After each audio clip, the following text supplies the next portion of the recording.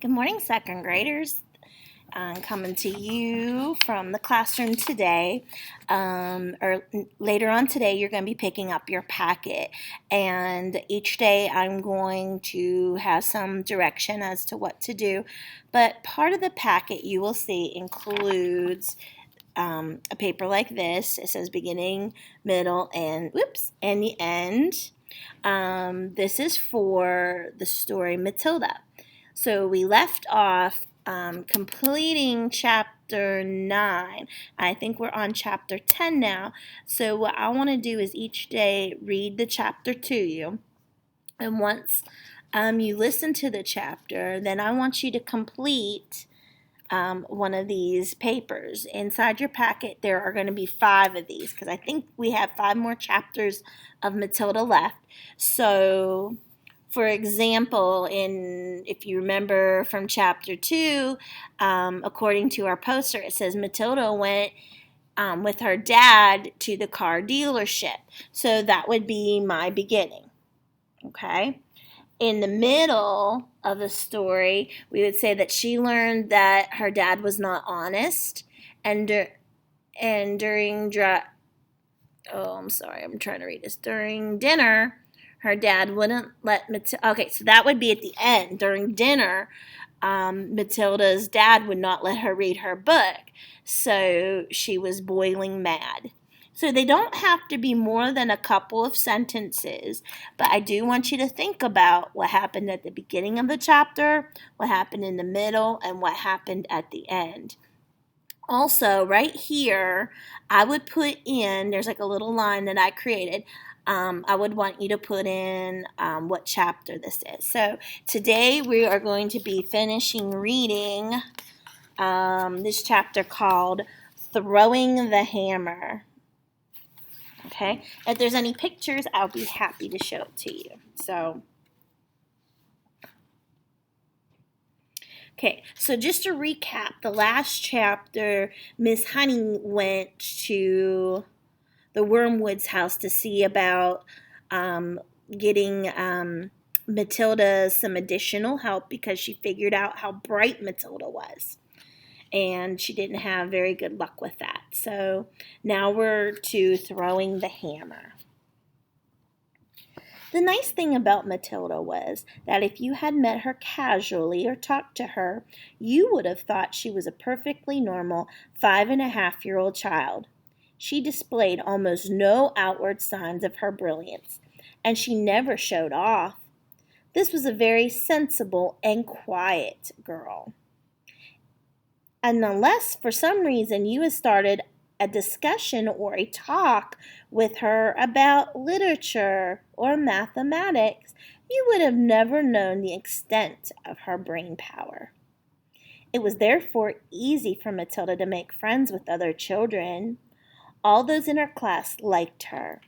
They knew, of course, that she was clever, because they had heard her being questioned by Miss Honey on the first day of the term. And they also knew that she was allowed to sit quietly with the book during lessons and not pay attention to the teacher. But children of their age do not really search deeply for reason. They are far too wrapped up in their own small struggles to worry about what others are doing and why. Among Matilda's newfound friends was a girl named Lavender.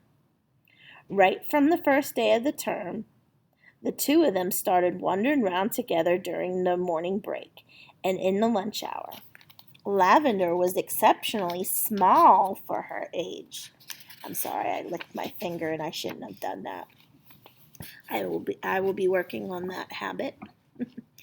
She was exceptionally small, skinny little nymph with deep brown eyes and with dark hair that was cut in a fringe across her forehead.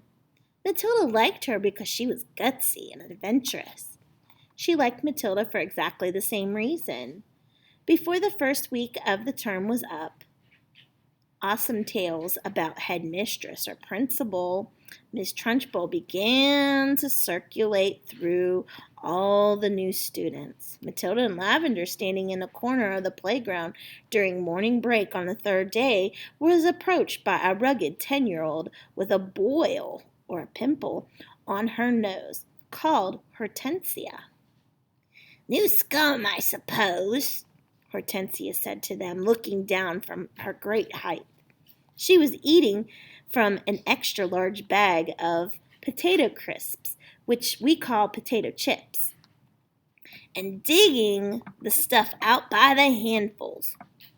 "Welcome," she added, spraying bits of chips out of her mouth like snowflakes. The two tiny ones, confronted by this giant, kept a watchful silence. "Have you met the Trunchbull yet?" Hortensia asked. "Oh, we've seen her at assembly," Lavender said, "but we haven't met her." "Well, you got a great treat coming to you," Hortensia said. "She hates very small children. She, therefore, loathes the bottom grades and everyone in it. She thinks 5-year-olds are grubs that haven't yet hatched yet." In went another fistful of chips, and when she spoke again, out sprayed crumbs. "If you survive your first year, you may just manage to live through the rest of your time here." And before I go to the next sentence, here is a picture. A picture of Hortensia spraying her chips out to Lavender and Matilda. "But many don't survive. They get carried out on stretchers screaming. I've seen it often." Hortensia paused to observe the effects of the remarks had on the two little ones. Not very much. They seemed pretty cool. So the large one then decided to go on with further information.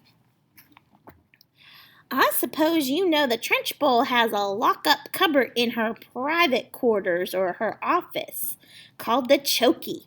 Have you heard about the Chokey?" Matilda and Lavender shook their heads and continued to gaze up at the giant. Being very small, they were inclined to mistrust any creature that was larger than they were, especially senior girls. "The Chokey," Hortensia went on, "is a very tall but very narrow cupboard. The floor is only 10 inches square, so you can't sit down or squat in it. You have to stand.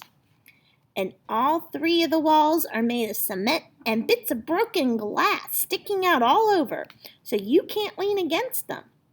You have to stand more or less at attention the whole time when you get locked in there. It's terrible." "Well, can't you lean against the door?" Matilda asked.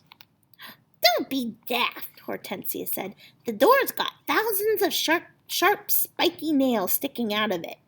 They've been hammered through from the outside, probably by the Trunchbull herself."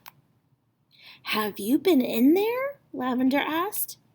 "My first grade, I was in there 6 times," Hortensia said.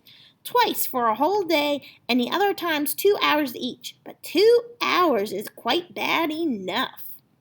It's pitch dark, and you have to stand up dead straight, and if you wobble, you're going to get a spike in either side, either glass on the walls or nails on the door." "Well, why were you put in there?" Matilda asked. "What have you done?" "The first time," Hortensia said, "I poured a half a tin of syrup on the seat chair of the Trunchbull. She was going to sit there during assembly, and it was going to be wonderful. When she lowered herself onto the chair, there was a loud squelching noise similar to that made by a hippopotamus when lowering its foot into the mud on the banks of the Limpopo River.